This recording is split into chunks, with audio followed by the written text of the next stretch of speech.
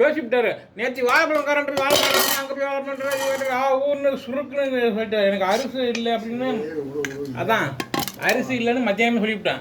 வீட்டு பொம்பதை இன்னோட முடிஞ்சுங்க அரிசி இருங்க. அப்புறம் என்ன சொன்னாரு, வீட்டு பழைய அரிசி எப்படி முதல்ல பழைய அரிசி அது இதாக இருக்கிற எப்படி அரிசி அப்படியே பவுனான்னு இருக்கு. அப்புறம் வீட்டுக்கு போகும்போது அரிசி நாளைக்கு என்ன பண்ணுவேன், வா அரிசி வாங்கிக்கினாரு. இவர் பேசி விட்டாரு. நான் அழுதுகிட்டே போகிறேன். ரோட்டில் ஒரு இடத்துல நின்று எழுதுமா, ரோட்டில் போகிறோம். ஏன் அழுகுறேன்னு கேட்பானா, நான் ரோட்டில் போகும்போது அழுதுட்டு போகிறேன். ஊழ விட்டு வரி அப்படிங்கிறாரு. நான் கிட்ட என்ன சொல்கிறது, ஆமாங்க ஊழ விட்டு வந்தாங்க. நான் அழுதுன்னு சொன்னால் பிரச்சனை, ஊழ விட்டு சொன்னாலும் பிரச்சனை. எப்படி வந்து மாட்டியிருக்கும் பாருங்க. நான் அதுக்கப்புறம் எதுவும் பேசலையா, ரோட்டில் ஊழ விட்டு வரனாரு. ஆமாங்க ஊழ விட்டு வந்தாங்க. அதுக்கு ஏன் நம்ம இல்லைன்னு சொல்லுவானே, அது நம்ம இல்லைன்னு சொல்லணும்னு வச்சுங்க. பொய் சொல்கிறேன் பாரு, துமுறு பேசுகிறேன் பாரு. என்னது துமுறு பேசுகிற நீனு, பொய் சொல்கிற நீனு பாரு. ஆமாங்க ஊழ விட்டங்கன்னா வேலை முடிஞ்சு பாருங்க. எலி செத்து கிடக்கு, வாழைப்பழத்துக்கு எலி செத்து இருக்குன்னு சொல்லிட்டு பாருங்க ஓனரு. ஐயோ கடவுளை.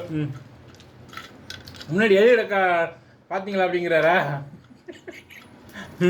பெருக்காது எவன் வீட்டிலே அடிச்சு கொண்டாந்து இந்த உடச்சிட்டாலும். அதான் 4 நாள் கிடக்குது. சரி வேண்டாம்.